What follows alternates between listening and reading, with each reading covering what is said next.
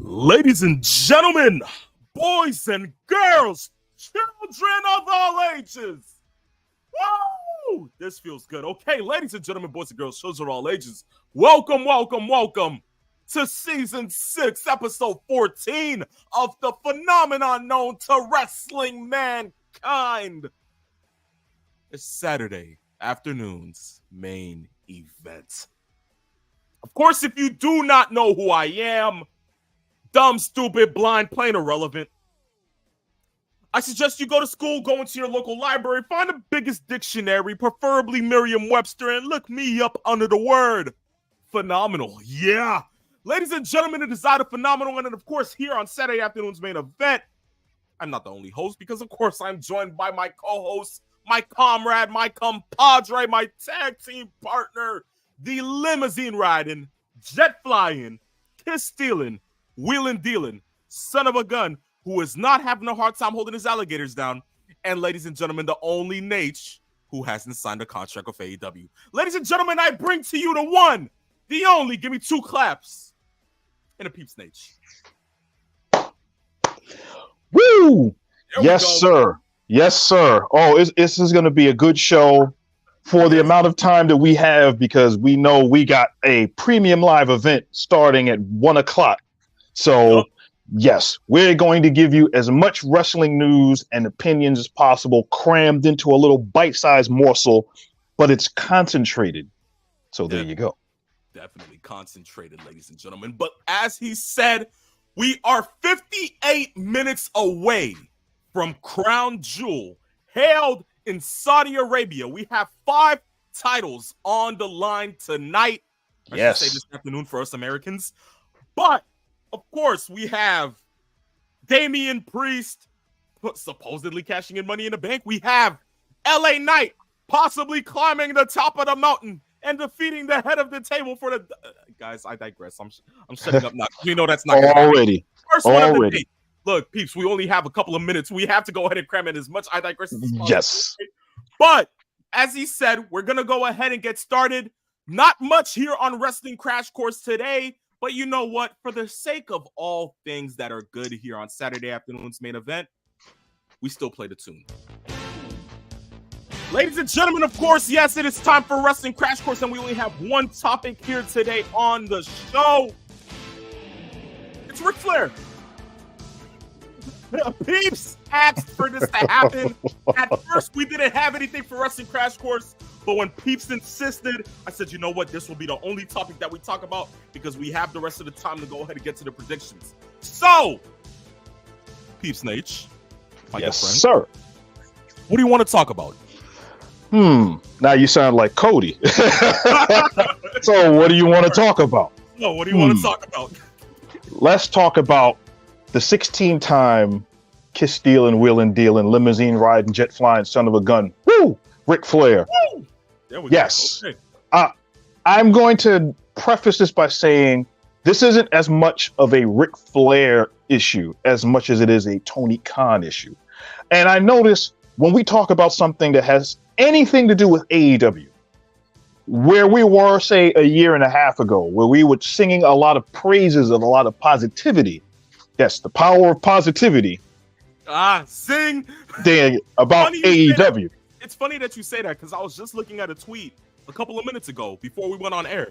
And it was, how crazy is it that back in 2019, AEW was NXT on steroids. Yes. Then 2 years later, it was the latter years of WCW. Yes. And now it is in its formation of 2010's Dixie Carter's TNA. Easy put it. Easily said. Yes. I mean, yes. It sucks. It's crazy. Hot Rod, cheap pop, screw you. Explain. Yes. But straight up, for what it is, when I saw Ric Flair across my television screen, and it's funny because I was actually sitting there watching Knicks basketball. That should tell you enough. The opening season of the NBA, and I'm sitting there trying to watch Knicks basketball, but peeps out here talking about did you watch AEW? Are you watching it? Do you know what just happened? I'm like, no, I'll check back after. He's like, well, guess what? I'm watching Knicks basketball and I'm watching this. I'm like, you have a heavy heart because for some reason you put a couple hours of AEW and Knicks basketball. You're insane. Yes. But for me, I said I'll watch it when I get home. And when I got home, and I'm sitting there and I hear the dun, dun, dun, and I see the man walking on. I'm like, you gotta be kidding me. Yes. You're serious about this. Yes. Ric Flair in an AEW ring. And the way that they said it, Schiavone really saying, oh yeah, this is your first time in so long on what? Turner Broadcasting? Yes. Welcome back. And I'm sitting there like, welcome back? What do you... Oh. Don't tell me. Don't tell me. What is he doing here? And then out of nowhere, this week, they say that Ric Flair has signed a multi-year deal with AEW. Specifically for his Woo energy drink, which I don't even drink. Yes. But to then hear that Richard Flair's doctor cleared him for taking bumps and performing in ring. This man is Dr. Conrad Murray. And if anybody knows who Dr. Conrad Murray is, peeps, I'm so sorry I had to say it. Yeah, I understand. If you know who Conrad Murray is, you would know that that's the doctor that prescribed Michael Jackson with all of those prescriptions that ended up having him pass away too soon. Yes. This doctor is even worse. You're letting a 79-year-old man wrestle after heart attacks, strokes, after tons of health issues. Are we forgetting this is the same Ric Flair that faked a heart attack during his last match? Yes. Yes. Are we kidding? This is the same Ric Flair who literally talks so much about blade jobbing that leading up to that match, he had a segment with Jeff Jarrett and Jay Lethal that left them like a bloody pig. Yes. The same Ric Flair. Yes. And now, guess what, guys? To make it even better, this is Ric Flair quoting it on top of that. Rick has automatically said that I am dying to wrestle MJF. It will pop a rating for sure.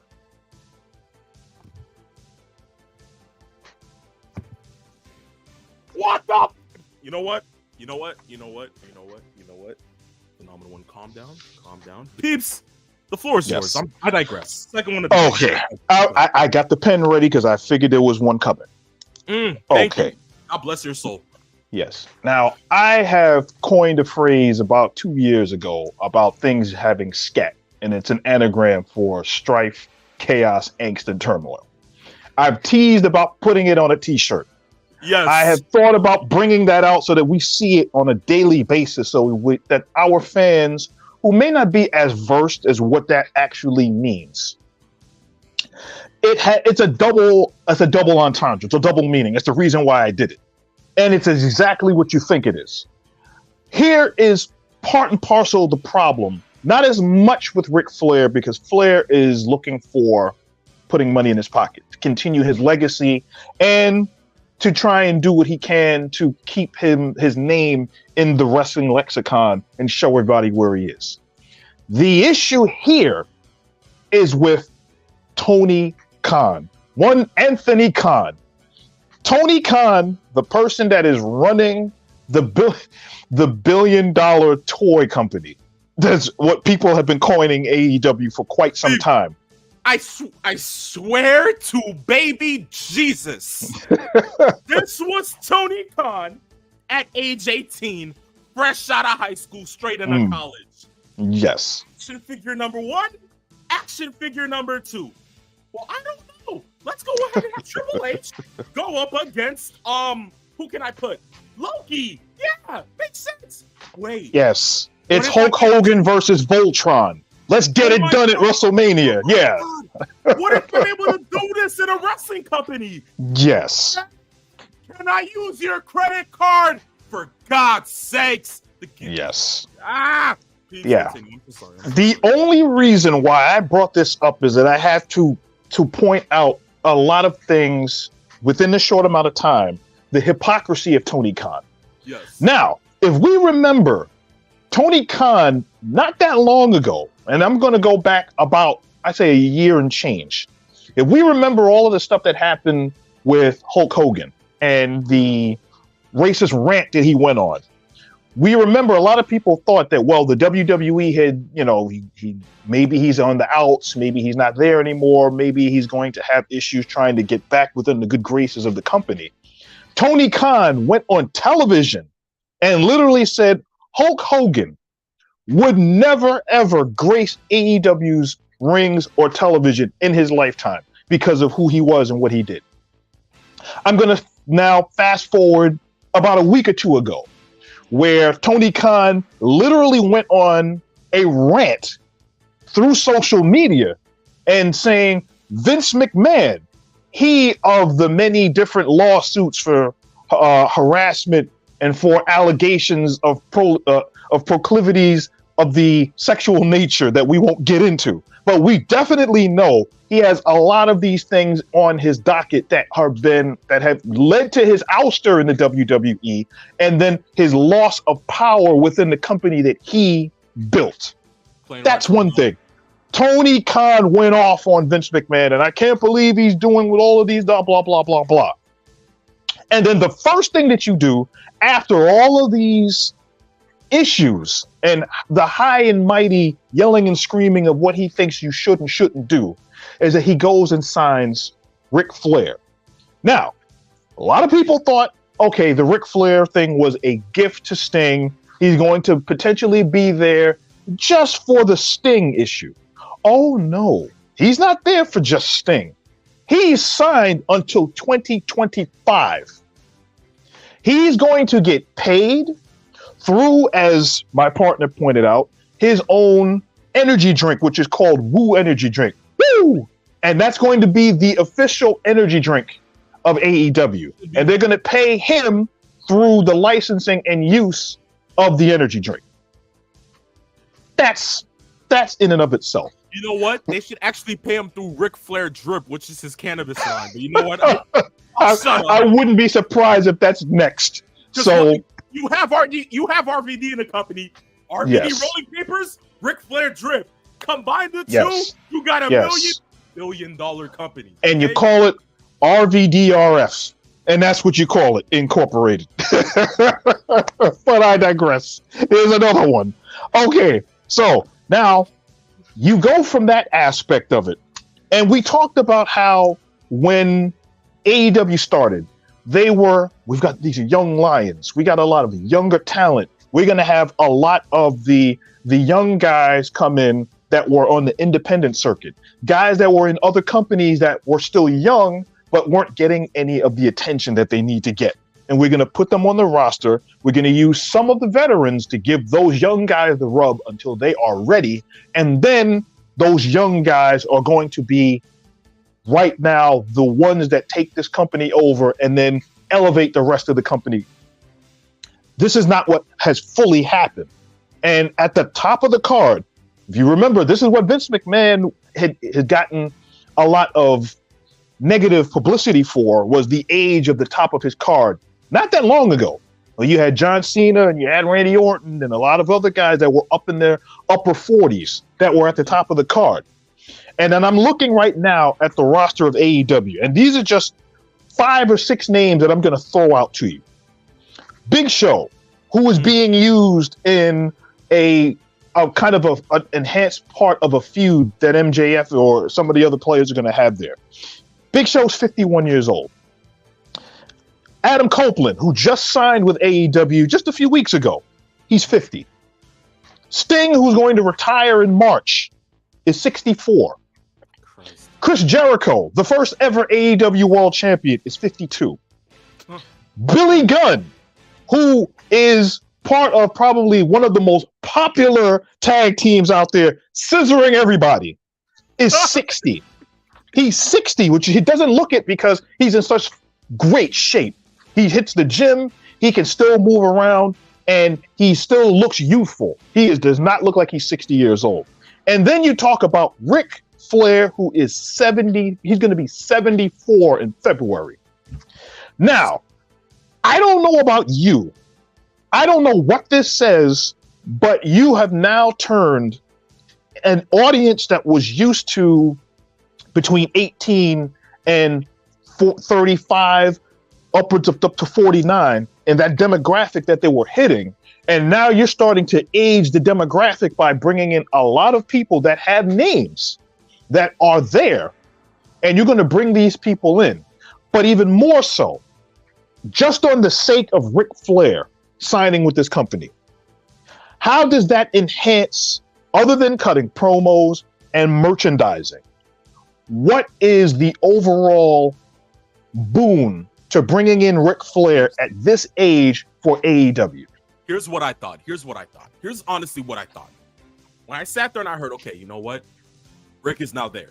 There's no going back. It's 2 years. Andrade's there, right? I think you know where I'm going with this. Mm-hmm. I think Tony is trying. The minute he signed Rick, that was his bargaining chip in trying to lure in Charlotte. I really do think that, because honestly, peeps, what reason in 2023 are you signing Ric Flair to a 2-year deal? For what? What for? You could have just easily just said, okay, you know what? Woo Energy's now the official drink of like AEW, but that didn't mean that you had to sign him now, did it, huh, peeps? Good point. So now that it makes that your father is there and your husband, all in the family, just bring her over. I think that's what Tony's trying to itch for. I really do think that, peeps. I honestly do think that. Well, there's probably something in there that makes sense on that side of it, where you're looking at maybe him using him as a recruiting chip, kind of like a bargaining chip to say, well, we'll bring you in. We're going to give Andrade a bigger push than he's had, because let's really be honest, Andrade has not figured into really anything other than him having his mask stolen. Mm-hmm. That's really pretty much it. They haven't utilized him in the way that they have. And now you bring him in, you start to push him towards some kind of a championship. And you put Flair in his corner. And now we start to see the germination of something here. Now, the ironic part of all of this is, as Flair enters the company, Arn Anderson and his son Brock are now gone from AEW. So where you've had former members, as far as Arn Anderson being part of the original Four Horsemen with Flair, and Arn's son Brock, Tully Blanchard is no longer in AEW. So the chances that you had to bring in on camera the Horsemen, or at least some variation of it to allude to it, and now Flair is the only one that's left that's still there in the company. Where do you go from there on a marketing standpoint? You know what, peeps? You know how good it would have been if we sat there and had a variation of the Horsemen, where now if you brought in Ric Flair, you have Rick, Arn, Tully, and the AEW World Champion MJF. Do you understand how good that would be, knowing that MJF has had his stances with Dynasty? This would be a step above the pinnacle. Yes. We know how that went. Yes. The Horsemen? Yes. A version of the Horsemen with Rick, Arn, Tully, and MJ. Honestly, that would be evolution. up the age. Yes. And it's funny, because as I was about to say that, Taekwon had said something. And Taekwon said, you could have signed him for a blue chew. Wow. Is he wrong?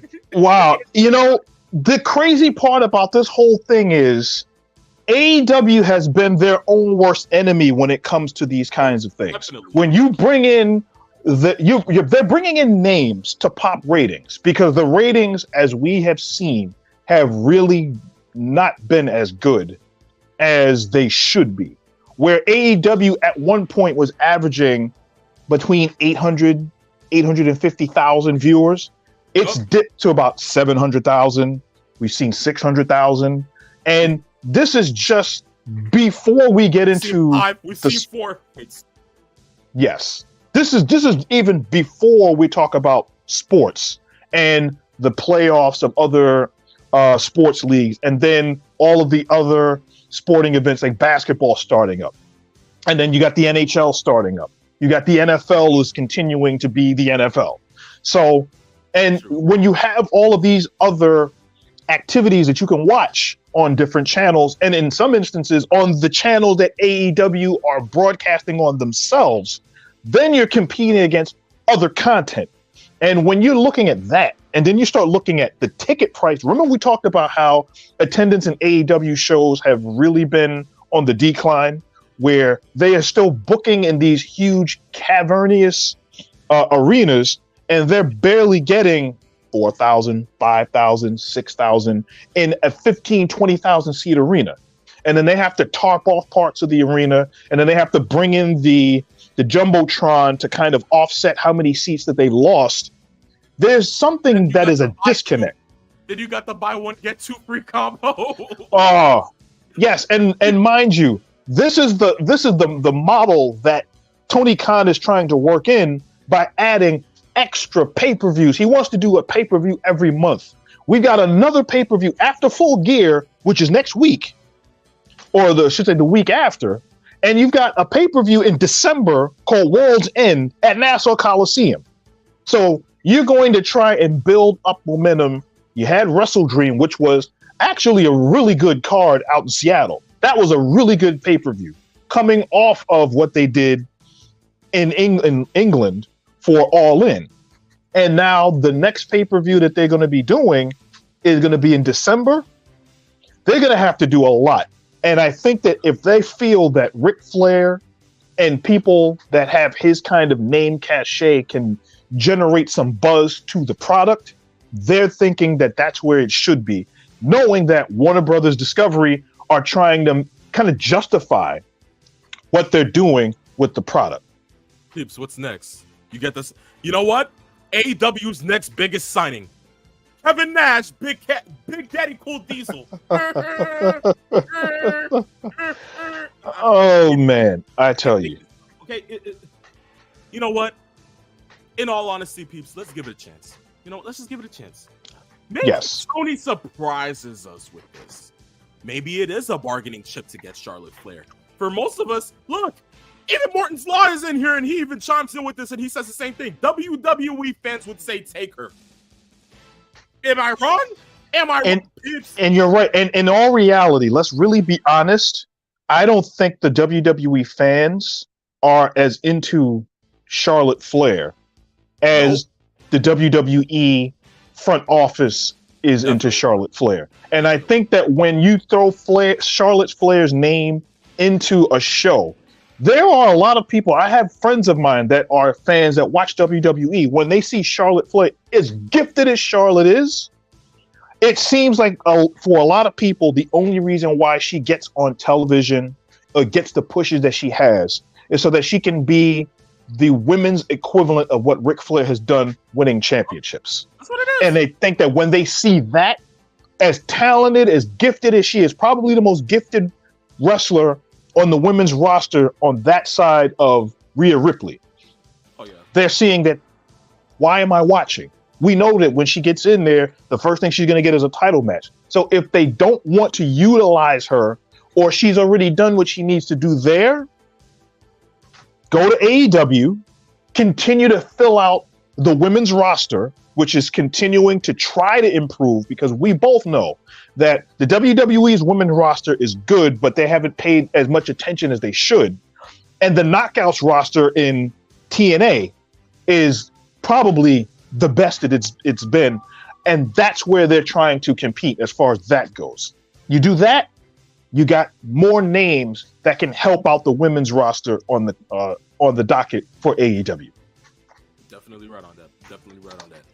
Well, guys, that marks the end of Wrestling Crash Course. Yes, boy, did it crash. Huh? Peeps, talk about it. But look, that marks the end. We're going to go ahead and end this first half here. We're going to jump into the second half after commercial break. Once we come back from that, we will get into our questions, which is only about 3 today. And then we will go straight into our Crown Jewel predictions because we have about, 35 minutes. Yes. Before Crown Jewel begins. Guys, we're on the market today. It's Saturday afternoon's main event, episode 14, the Phenomenal One and Pete Snake. Stay tuned. Do not go anywhere because the second half is coming up next.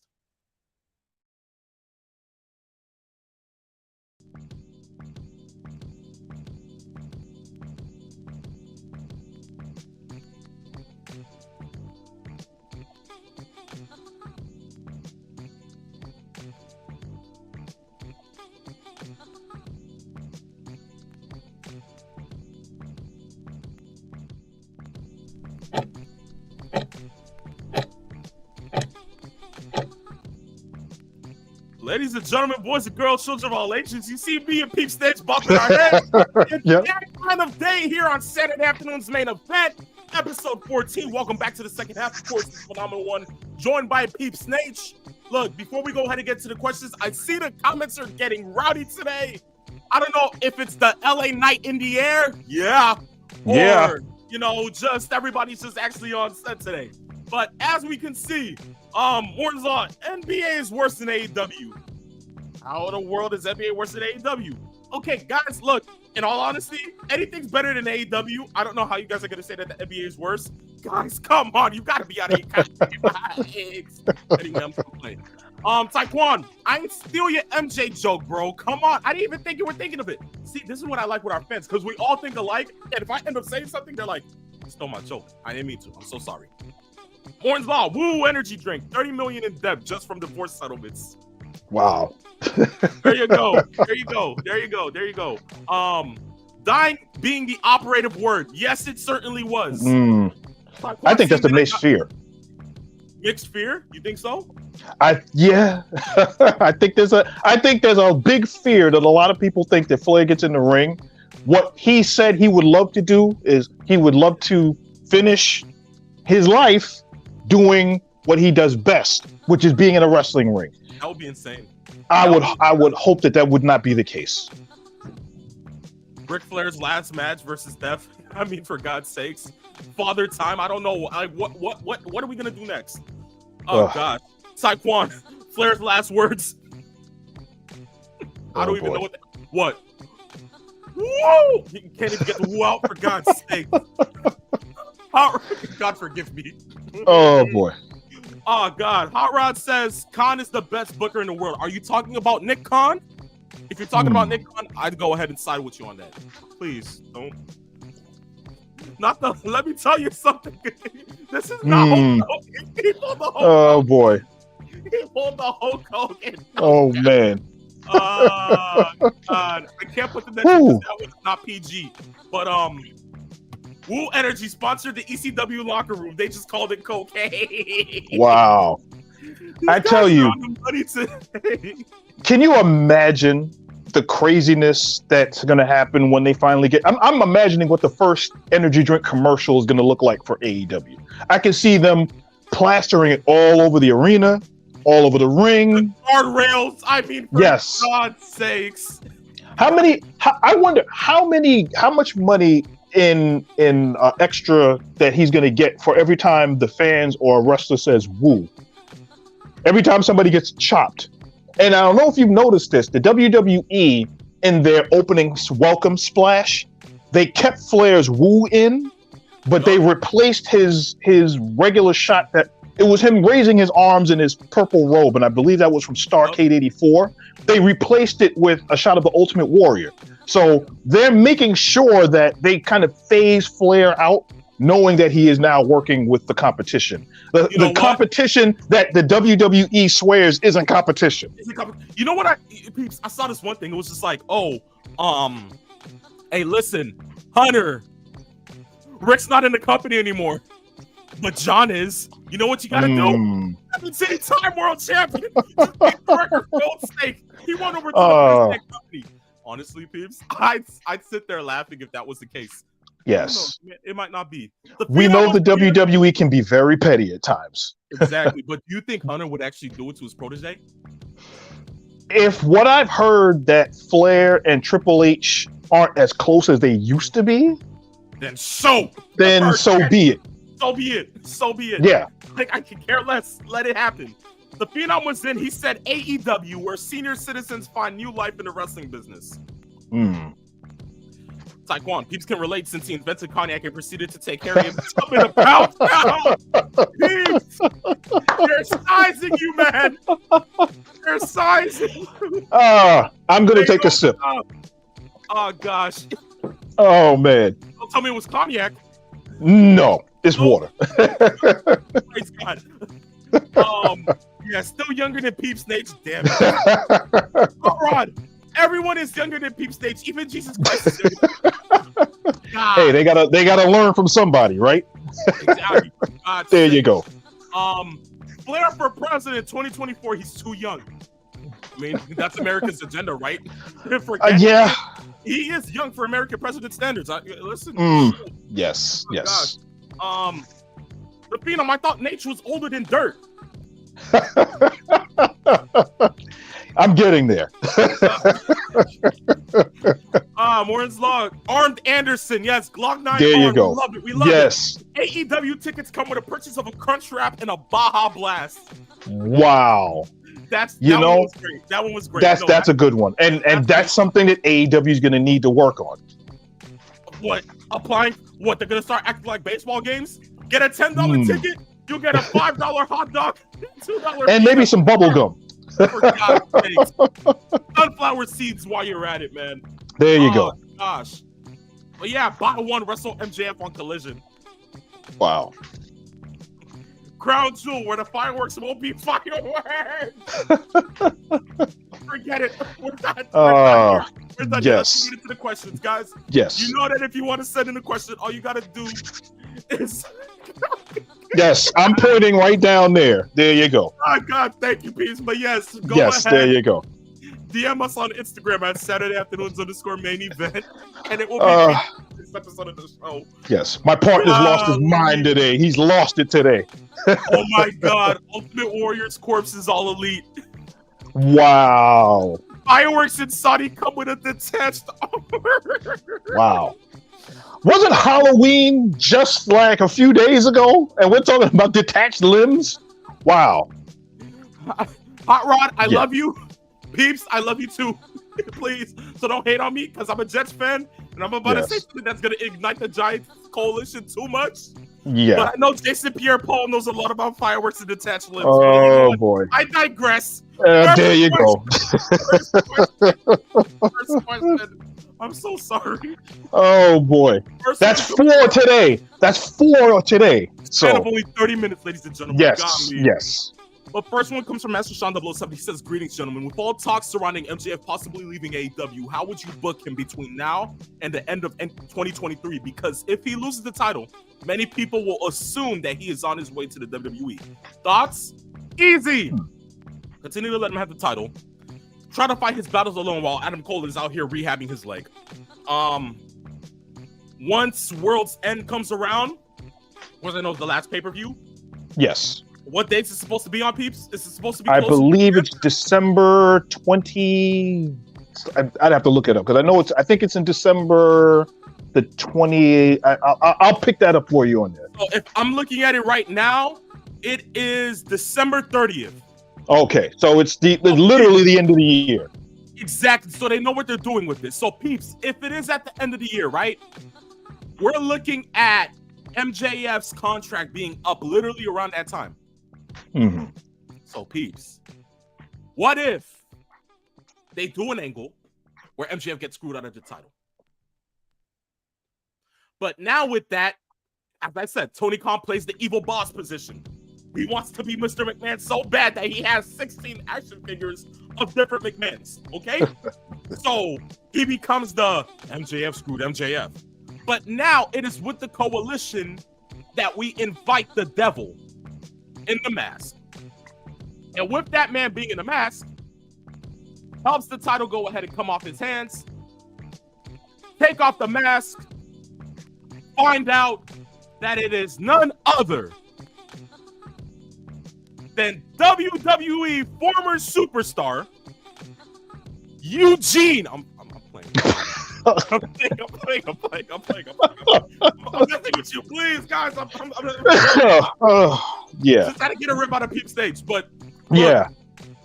turns out, ultimate swerve. Because if he's not gonna show up at Survivor Series, I give up. You know what? Yeah, CM Punk. I'll say it's Punk. Biggest swerve ever. That's a cool way to book it, but you know what? We know that's not gonna happen. Yes. So what if the guy behind the mask is MJF, but his partner, Adam Cole, baby, goes ahead, cost MJF the match, whatever the case may be. Now you're actually wondering, okay, his contract is up. Is he leaving? What's gonna happen? MJF comes back in a month and he starts wreaking havoc on the rest of the company as a face. End of story. That's how I see it. But he's gonna come back. Ain't no way he's going to WWE. I know for a fact that's not gonna happen. Okay? Tony's gonna pay this man billions to keep him. Because he knows that if he loses out on MJF, he loses out on everything. So that's just me. But what do you think, Peeps? I'm of the mindset that he's going to stay in AEW. And the reason why, I think a lot of people have this thought process. We know that MJF also wants to be an actor. He wants to get opportunities in Hollywood.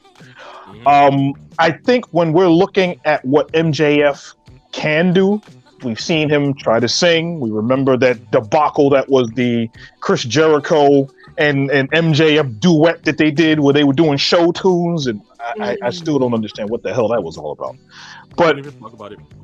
Yeah, when that went through, it's like he wants to entertain as well. I mean, he's only, 27, 28 years old. He's still a young guy. If he goes to WWE, true, he can get a lot of opportunities. He can get seen more so than a lot of people. But let's also really be honest. Warner Brothers Discovery has a lot of money behind them. And if they're trying to make sure that they keep AEW locked in for another 4 or 5 years, because even though those ratings are down, it's still one of the best rated shows that they even have on their networks. Definitely. And you need MJF to shepherd forward what you need to have. Now, we're coming up on the 1-year anniversary of his title reign, of him winning the World Championship at last year's Full Gear. So what we need to see right now is he's already passed Kenny Omega for the longest title reign, which, by the way, for those that watched Collision last week, they got a pay-per-view quality match of the year candidate between MJF and Kenny Omega. So that happened. Should have been on pay-per-view. Although somebody here who watches Saturday Afternoon's Main Event and was a host of Saturday Afternoon's Main Event, Saturday Afternoon's Main Event at one point in time, he said that it's stupid that they did that. And you know what? I can understand where you, but as I said, the match quality it's still up there. That match should have been on a pay-per-view. No, we will all agree on that, in the sense that they wasted an opportunity to make money off of that. Yes. And because of what they're doing with Jay White and MJF, they had to throw the fans a bone. That move was for ratings to get people to watch on Saturday, because the ratings for Collision. Yeah. So what they're doing right now is there are a lot of pieces that remind me of what WCW was trying to do to get back into WWE back then. And those kinds of things, genuinely, they may work in the short term, in the interim, but long term, you can't hot shot angles like that. Definitely. And have that, because even the after match, which was Kenny Omega putting over MJF and letting the fans know that he may be the best bout machine, but MJF is that guy that can take over. And it was almost like a passing of the torch. You didn't see that on television. That could have been done on a pay-per-view. That could have been the main event of World's End. If MJF is going to be in Long Island at Nassau Coliseum, that would have been a perfect pay-per-view main event for that show. Of course. You know what? We digress. Yes, we digress. Yes. So that's number 5. Jesus. So, Master Sean 007, we hope you answered your question to the best of our abilities. We hope we answered it well. Long Island Isaiah, well, before we get into that, Taekwon says this: MJF is gonna debut at Bash in Berlin. Assault in Auschwitz is what it should be called. Oh boy. You are an insane, sick individual. I'm like, Christ. Next one comes from Long Island Isaiah. He says, I feel like Drew walks out World Heavyweight Champion. 150 days, 36 defensives. Seth had a good run. If there's any time that Seth should lose the title, it should be now, but I do not feel that it works that way. I would love to see Drew go ahead and win the title, but I have different emotions and feelings of what would happen tonight. So we'll get into that later. Next one comes from Tombstone City Adam. He says, what's the latest news on the Punk Forensic Files, P1? You guys really want to know? Are you ready? I guess so. Let's do it. Let's see. No, I said, are you? Guys, I'll shut up. Anywho, so look, from what I've been seeing, yeah, whatever the case may be, he's been going back and forth, doing whatever he does. More little ribs on Monday Night Raw. People going ahead and doing their little snicks. What was it? I heard Becky Lynch go ahead and say that she's a catalyst for change. I heard Seth Rollins pull Jungle Boy Jack Perry saying not real glass, but he said boo hoo, cry me a river. And then I heard Shinsuke Nakamura drop the biggest promo to date, in which I sat there and I said to myself, you know what? Yeah, it's punkish. Yeah, why not? Oh God, Taekwon, really? Update. I saw CM Punk come stage in the shape of a W on my mom's bed. What does it mean? Oh Lord. I can't tell you that. I don't. Wow. Forget it, man. Forget it. But look, he was calling a boxing show. I guess it was yesterday or the day before. And this co-commentator piece had a WWE handkerchief in his suit pocket. And then they name dropped TNA. So this man is just trolling at this point. But you know what? I'm here for it all. But that's the latest on the CM Punk Forensic Files. I don't know what else is going to be happening sooner or later. But hey, we got about 21 days till Survivor Series. Yes. Let's just hope that it ends in cult personality. That's all I'm going to say for now. But that's pretty much it. Peeps, that marks the end of the questions, truth be told. Oh, okay. Yeah, amen. Okay. So, guys, as we always say, thank you for the questions. We appreciate it. If you guys want to send in more, all you got to do, DM us on Instagram at Saturday Afternoons_main event. And it'll be featured on the next episode of the show. And that leaves us with one thing and one thing only to do today, guys. We have 17 minutes. Peeps, you think we can do this in 17? I think so. I think we can. So say no more. Guys, it is time for our predictions for Crown Jewel. It starts in exactly an hour. I know the pre-show match might be on right now, but if we're going to have to say, peeps, I got Sami Zayn. End of story, okay? Okay, there you go. I know it's on right now. We're probably not able to catch it, but that's just me.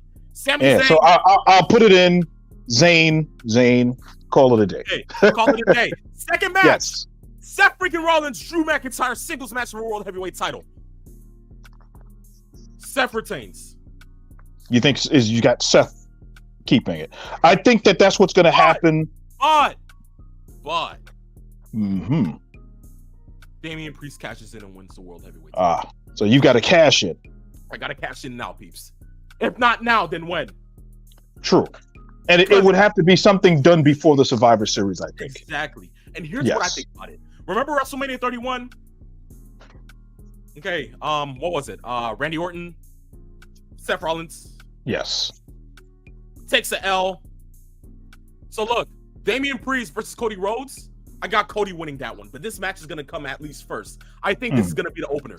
This is going to be the opener for the show. Cody Rhodes versus Damian Priest. And it ends with Cody Rhodes scoring a huge victory, which leaves Priest doing one thing and one thing only. That's going to be cashing in later on that night. Okay. Starts with an L, ends with a W. Okay. That's how I see it. So honestly, yeah. So Seth Rollins retains here for the second match. I don't know if you're thinking different. Do you think I have Seth winning? I think that they're definitely going to tease a cash in. Definitely. Would they have Priest cash in and lose? That's something that I don't want to see happen. Exactly. So you've got to figure out what is the end game with the briefcase. Do they really want to put the World Heavyweight Championship on Priest? Because I think Damian Priest is worthy of it now. But at the same time, it's a matter of how long do they think Seth's body can hold up to this rigorous schedule that he's had. Exactly. Golly. But you know what? We'll see. But I guess we will have Seth on this one. Next one, I said Cody. I don't know if you're thinking different. Do you think it's going to be Cody as well? Cody and Damian Priest. I can see Cody winning because you got to think of the mindset of the Saudi crowd is that Cody being a big star, Cody has to go over. So I'm of the mindset that Cody is going to have to go over on that. So I think Cody is going to win that match because you also need to build momentum for Cody going in to the Survivor Series. I just want a big match against Damian Priest. If Priest cashes in, Cody can always say, well, I do have a win over you at the same premium live event out in Saudi. Maybe I'll get a title shot. Maybe I can finish my story at some point here and tease it. Not to say that that's what's going to happen, but that's a tease that you could use. Got you. Okay. Fourth match. You have Cody winning. I got Cody. Okay. Gotcha. From here, fourth match, Io Sky with Damage Control versus Bianca Belair for the WWE Women's Championship. Io Sky retains, but something happens after the match. Peeps, you thinking what I'm thinking? In comes former tag team partner to Io Shirai, Kairi Sane. Please, Lord, answer my prayers. You know how happy I would be? I'm going to mark out if I see Kairi Sane in the WWE ring tonight. Peeps, no shot.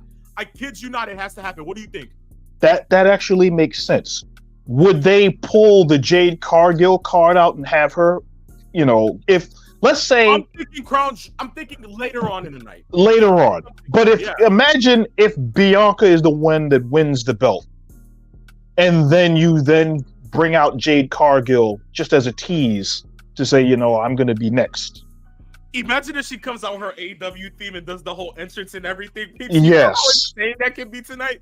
And especially on that, if you've seen the set out there in Riyadh, that would be a spectacle to bring Jade Cargill out and do something like that. Io, I think Io is going to win. I think that I don't think she's going to hold on to that belt too much longer, though.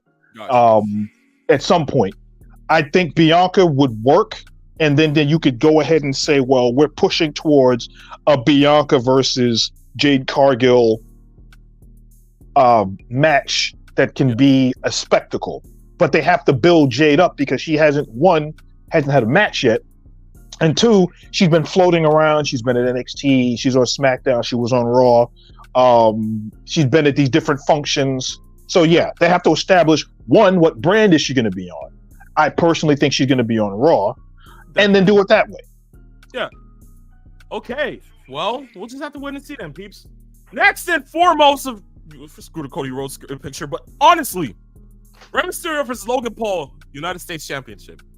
Oh, I think I know where this one is. Paul wins the U.S. title. Yes, please, with assistance from Dominic. And have the both be a little mini tag team instead of having Logan Paul join Judgment Day. Just let Dominic start to branch off a little bit into his heel persona a little bit more, because you know how much those two heels can garner so much energy. So what? Logan and Dom helps Logan capture the United States Championship, and that's how I see it. And that leads more into a continuation between the son and the father having yet another match. Not only that, peeps. Not only that. Yes. I see the LWO branching off from Rey Mysterio tonight.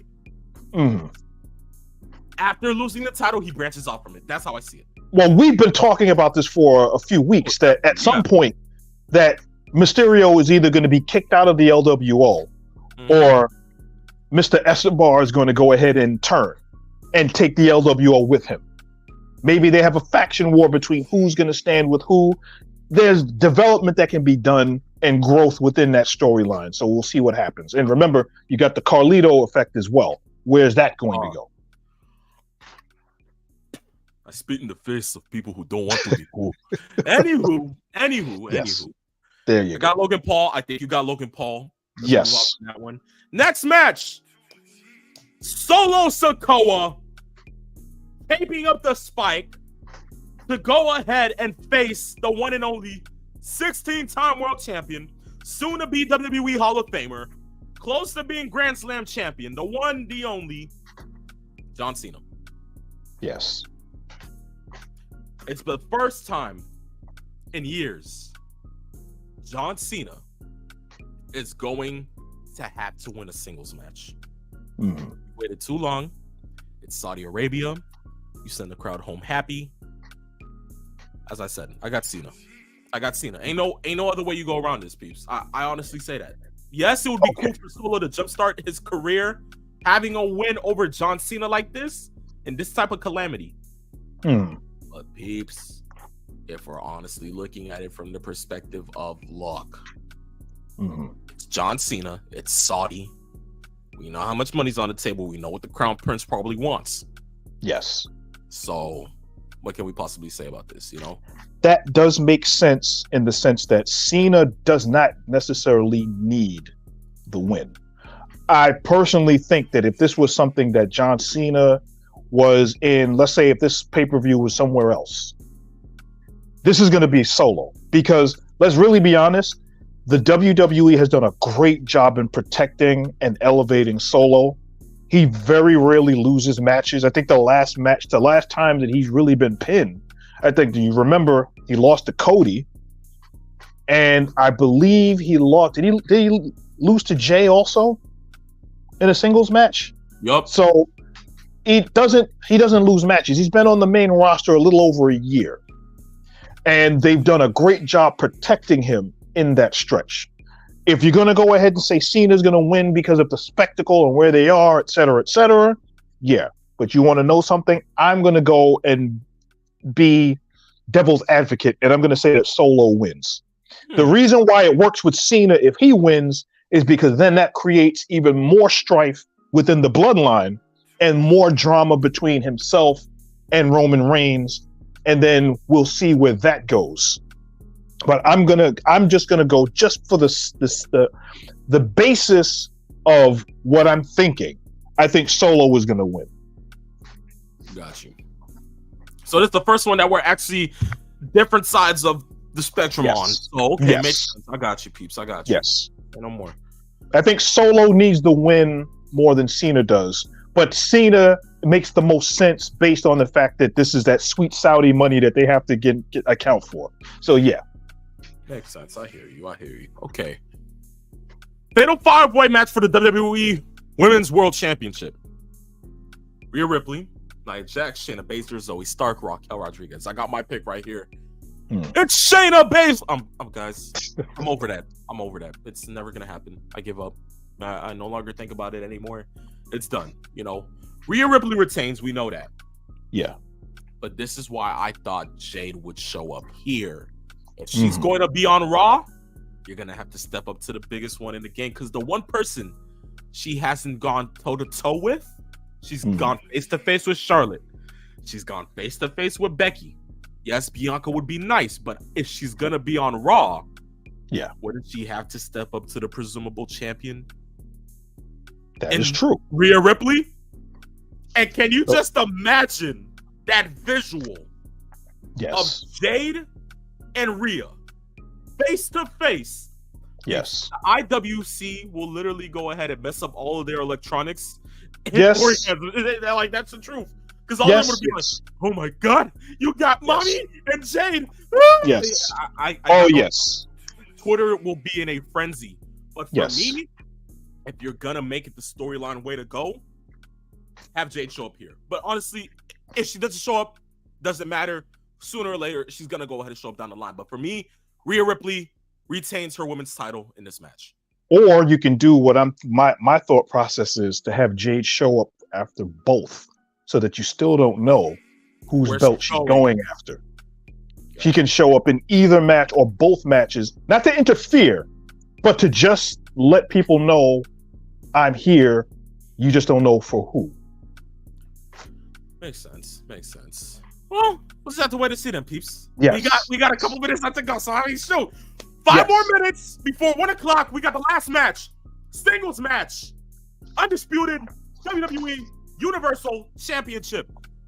The head of the table, the tribal chief, the champion himself, Roman Reigns, against the megastar. The one man who we all know might actually end up whipping this man's ass in Crown Jewel and taking the Undisputed Championship from him. The megastar, the one, the only, L.A. Knight. Yeah. There we go. Yes. Peeps, I would have loved to see it. It would have been nice.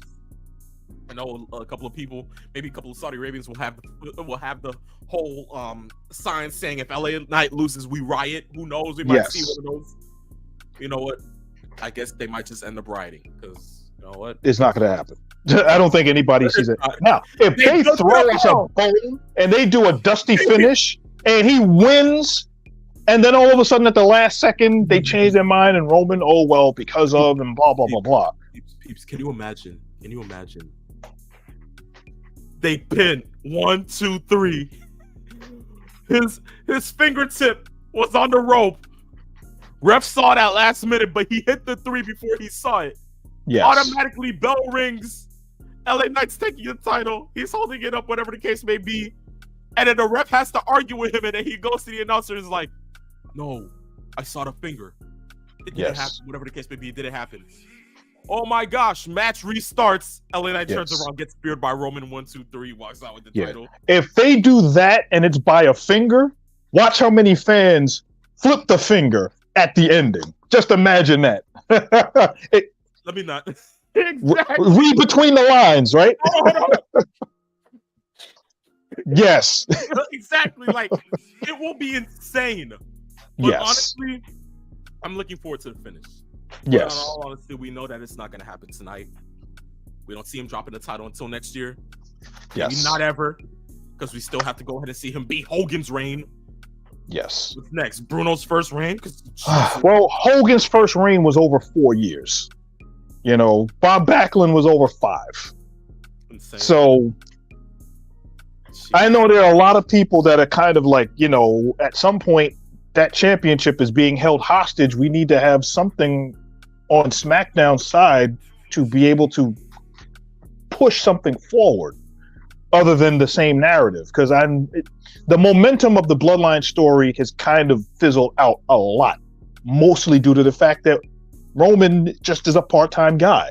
So when he comes back, you got to make sure that his opponents are believable. And this is the best job that they've done of having a believable challenger for him since Cody. Makes sense. We'll have to wait and see, peeps. Couple of people chiming in. We got KD Kerwin Dudes in the cut. He says the match will be epic. It's not going to happen. Yes, we know it's not going to happen. No. Sick to my stomach already. Jeez.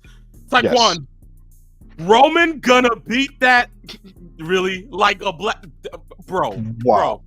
Yeah. LA Knight, Rodney King. You're insane. You are insane, bro. That gets a come on down.